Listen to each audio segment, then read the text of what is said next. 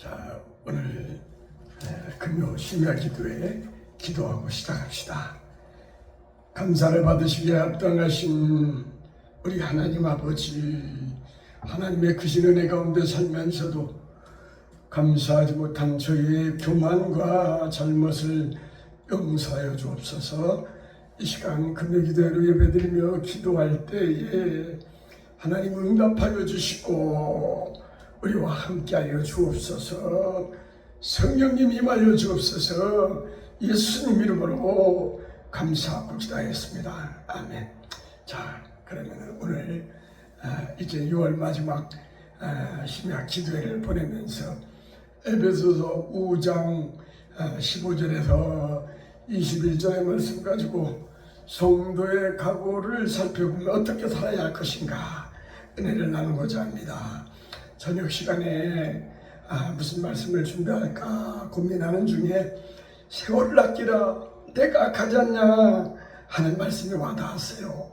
그래서 그런 성령의 감동 따라서 본문 말씀을 선택하였습니다. 이 말씀 가지고 우리 함께 말씀 나눌 때에 은혜가 임하기를 바랍니다. 사도 바울은 에베소 교회에 바르게 신앙생활을 하고 그들의 믿음이 머물지 않고 정체화되지 않고 성장하기를 바라는 마음으로 본문 내용을 가지고 권면하였습니다. 그러면 성도는 과연 어떻게 살아야 할까요?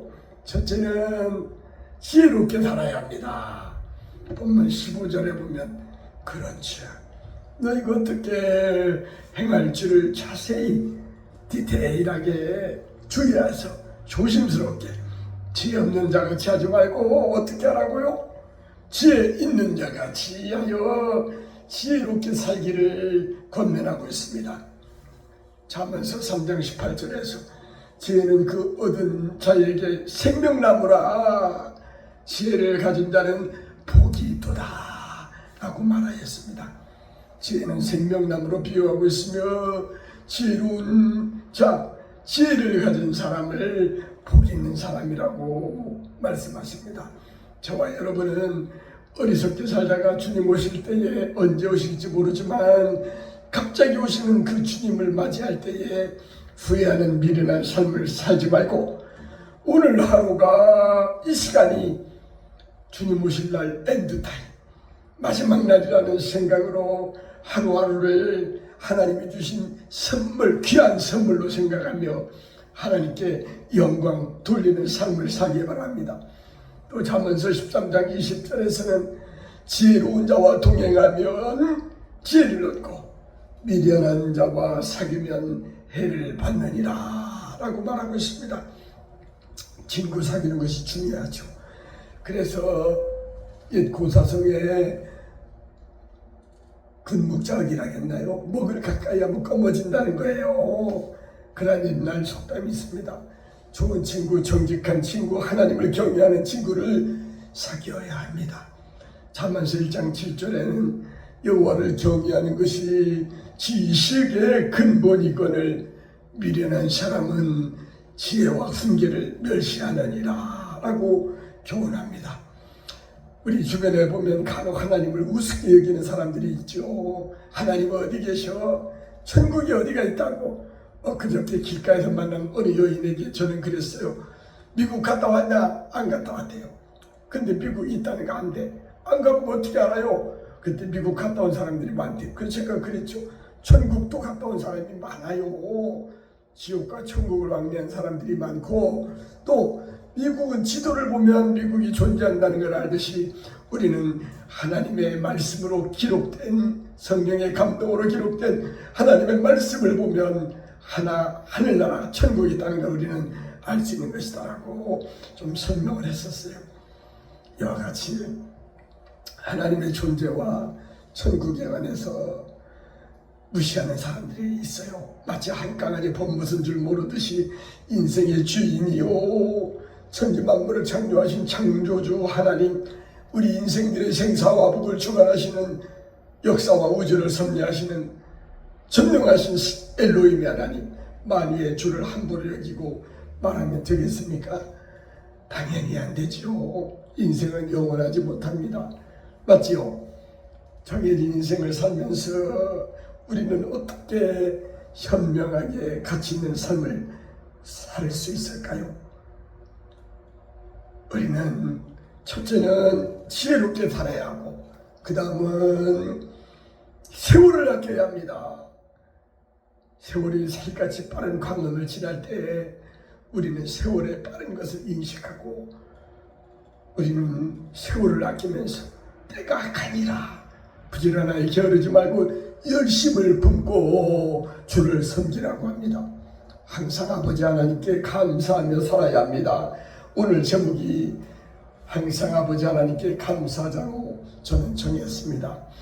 본문 16절에서는 오늘 저에게 말씀하시는 하나님의 말씀으로 여러분과 저와 같이 적용이 될 것으로 믿습니다. 세월을 아끼라, 때가 악하니라. 저는 최근에 후두암이라는 진단을 받고 세월을 달리 생각해 보게 되었습니다. 그럭저럭 헛스르스르 하면서 적당히 보내기에 인생은 너무 아깝다는 생각을 갖게 되었고, 좋은 놈을 아끼어 이전에 살았던 방식이 아니라 순간순간 나 중심이 아니라 하나님 중심으로 하나님의 자녀로서 바르게 살아야겠다는 다짐을 해봤습니다. 살아온 것에 대한 평가를 생각하면서 후회하지 않도록 값진 삶을 살아야겠다라고 각오도 해봤어요. 그래서 저에게 원치 않는 원인 모를 병이 주어진 것도 저는 감사했습니다. 젊은 날 당하지 않고 나이 많은 이 나이에 70이면 조금 나이는 아니죠. 다행이라는 생각이 들었습니다. 한편으로는 죽을 때 임박하여서 이런 일이 생긴 것보다는 하루라도 빨리 와서 저로 하여금 세월의 시간에 금보다 귀한 시간을 잘 보내야겠다는 것을 깨닫게 한 것도 하나님께 감사하다는 생각이 들었어요. 데살로니가전서 5장 16절에서 18절 말씀은 저는 애용합니다. 많이 좋아합니다. 항상 기뻐하라, 쉬지 말고 기도하라, 범사에 감사하라. 이는 그리스도 예수 안에서 너희를 향하신 하나님의 뜻이니라 라고 이렇게 말씀을 합니다. 기쁨과 기도와 감사의 이 세 연결고리 중에 하나라도 빠지면 위험합니다. 안정성이 없습니다. 견고하지 않습니다. 그래서 저는 올해 교회, 우리 교회의 꿈의 교회 표를 감사가 넘치는 교회라고 정했습니다. 살면서 불평하자면 끝이 없지요. 한도 없어요. 그러나 아우구스티누스는 말했지요. 불평 불만하는 것은 사단 마귀의 종로로 타는 것이기 때문에 하나님의 자녀는 기뻐하며 감사해야 한다는 거예요. 사랑하면서 살아야 합니다. 하나님의 자녀는 어떠한 경우에도 감사해야 합니다. 여러분, 우리가 행복하게 살려면 감사해야 해요. 언젠가 제가 예화로 한 적이 있기 때문에 들은 사람도 있고 못 들은 사람도 있을 테지만, 어떤 사람이 항상 기뻐하며 즐거워하고 흥에 겨워서 사는 모습을 주위 사람들이 부러워했대요.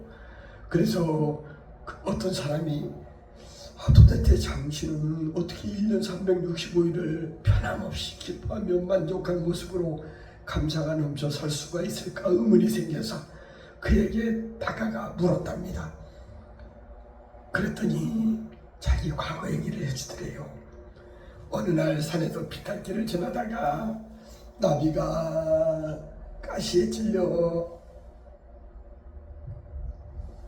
고통을 당하면서 날개를 벌떡이며 괴로워하는 모습을 보고 나비에게 가시에 찔려가면서 나비를 살려줬대요.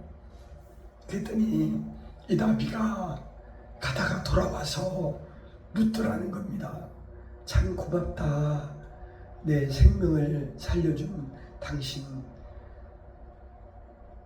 당신이 원하는 게 뭐냐? 내가 보답하고 싶은데 어떻게 보답하면 좋을까 물었더니 나는 행복하게 살고 싶다 그러더래요. 그러니까 나비가 귀에다 대고 조용하게 그러면 감사해 라고 하고 날아가 버렸답니다.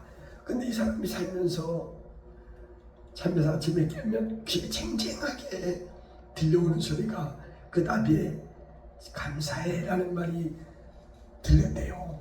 그래서 그래, 내가 행복하게 살려면 감사하면서 살아야지 다짐을 하고 매일매일 감사의 생활을 이어갔답니다.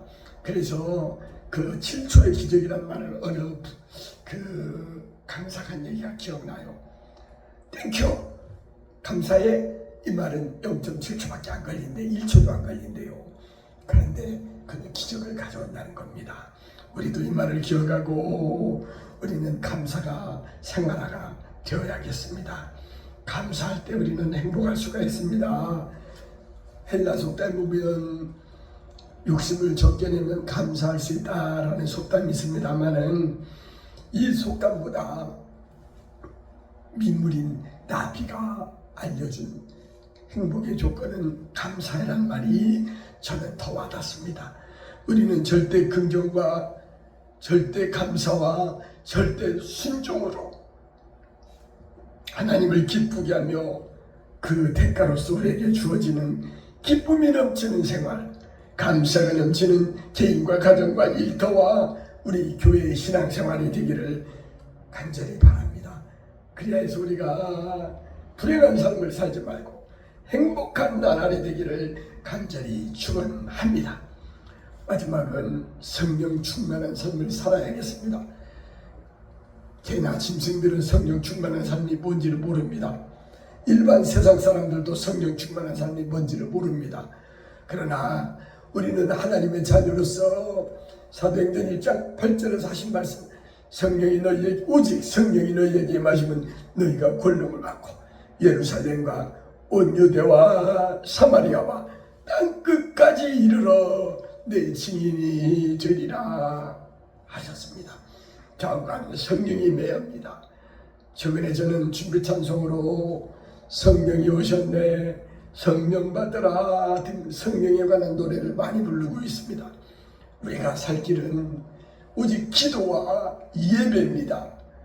교회에서 기도하며 예배드릴 때 하나님이 기뻐하기 때문입니다. 하나님은 영이시니 예배하는 자가 신령과 진정으로 영과 진리로 예배할지니라 하십니다. 성령 충만한 예배로 최근에 저는 예배 드릴 때 내가 열심히 준비해도 낭독하면 그건 아무 의미가 없습니다. 나의 준비가 적을지라도 그래서 우리가 말씀을 준비하는 것에 시간을 보내는 시간보다 기도하는 시간이 더 많아야 한다고 어느 목사가 그러더군요. 우리는 기도하면서 성령 받아야 합니다. 성령의 감동 감화로 성령께서 주시는 힘을 가지고 우리의 뻣뻣하고 둔한 입술을 가지고 말씀 전할 때 내 입술로 전하는 게 아니라 내 생각을 전하는 게 아니라 하나님의 감동으로 된 하나님의 말씀을 전해야겠습니다. 성령 충만한 예배로 하나님께서 받으실 만한 이러한 예배를 드리기를 원합니다. 에베소 5장 18절은 술 취하지 말라, 이는 방탕한 것이니 오직 성령의 무엇으로요? 성령으로, 오직 성령으로 충만함을 받으라고 명령하십니다. 받으라 하는 것은 명령형입니다. 우리는 이 성령 충만을 받는 것이 취사 선택으로 내가 받고 싶으면 받고 받기 싫으면 받지 않는 것이 아니라 하나님의 명령이기 때문에 우리는 성령 충만함을 받아야 합니다. 하나님께서 그의 사랑하는 자녀에게 명령한 것입니다. 성령 충만을 받는 자는 어떻게 살아야 할까요? 저는 이 개척교회를 문 열고 개척이라는 게 참으로 어렵다는 것을 느꼈습니다. 그런데 제주에 그 어느 교회 목사님 성함이 생각이 안 납니다만은 그분이 개척교회를 9개를 했다고 그래요. 그리고 자기는 100개를 약속했기 때문에 앞으로도 매년 1년에 하나씩 개척은 나이도 91년을 더 살아야 한다고 농담으로 말하더군요. 그래서 제가 그날 금요일 날인 것 같아요. 마지막 끝나는 저녁 밤에 그 집회에 참석했습니다. 세상 사람들은 술에 취하면 잔소리하고 소리 지르며 시비하고 싸우지만 우리 믿는 사람들이 성령 충만을 받으면 조용해진답니다.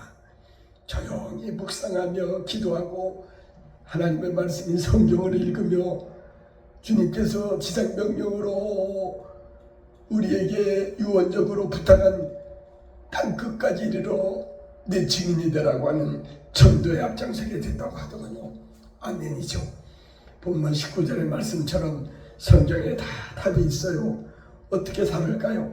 시와 찬미와 신령한 노래들로 서로 화답하며 너희의 마음으로 주께 노래하며 찬송하며 사는 것이 성도로서 바른 삶이라는 거예요. 저는 교회 개척을 할 때 7개의 비전을 가지고 어떤 교회가 될까? 하나님이 기뻐하는 교회가 되도록 하려고 7개를 정할 때의 세 번째, 바로 오늘 이 말씀, 시와 찬미와 신령한 노래로 19절의 말씀, 에베소서 5장 19절에 있는 말씀, 시와 찬미와 신령한 노래로 찬양이 뜨거운 교회가 되자고 삼았습니다. 하나님께서는 이사야 43장 21절에 나의 백성으로 하여금 나의 노래를 부르도록 우리를 만들었다고 하고 있죠. 또 사도행전 16장 25절 26절에 보면 바울과 실라가 한밤중 기도하고 찬미하며 옥문이 열리고 지진이 나고 기적이 일어났습니다. 우리가 찬양할 때 놀라운 일들이 생깁니다. 그리고 시편 150편 마지막 절에서는 호흡 있는 자마다 여호와를 찬양할지어다 할렐루야 라고 마무리를 짓습니다. 이 우리 교회의 세 번째 비전이 바로 찬양이 뜨거운 꿈의 교회가 되기를 바라는 마음으로 저는 비전 3를 정했습니다. 세 번째를 정했습니다.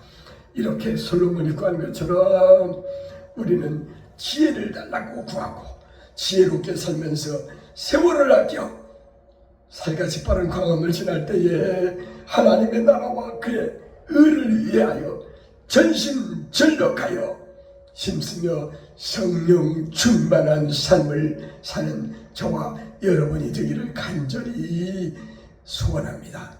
우리는 항상 기뻐하며 쉬지 말고 기도하다가 쉬는 죄를 결단코 범치 않겠다고 한 사무엘과 같이, 기도했던 사무엘과 같이 우리는 쉬지 말고 기도하며 범사에 감사하면서 하나님의 뜻대로 사는 저와 여러분 되시기를 간절히 축원합니다. 이제 말씀을 마치겠습니다. 항상 아버지 하나님께 감사하며 삽시다. 그러기 위해서는 첫째는 지혜로워야 합니다. 그리고 세월을 아껴야 합니다. 항상 아버지 하나님께 감사하며 살아야 합니다. 그리고 우리는 성령 충만한 삶을 살아야겠습니다. 우리도 살면서 시와 찬미와 신령한 노래로 주께 노래하며 찬송하며 지혜롭게 살 때에 세월을 아끼며 항상 아버지 하나님께 감사하며 성령 충만한 가운데 살다가 저 거룩한 성 새 예루살렘 하나님이 계시는 구원받은 백성들이 사는 금은 보화가 가득한 하늘나라 천국 가는 그날까지 우리는 십자가 든든히 붙잡고 믿음의 줄을 놓지 말고 승리하는 저와 여러분 되시기를 간절히 소원합니다. 감사합니다.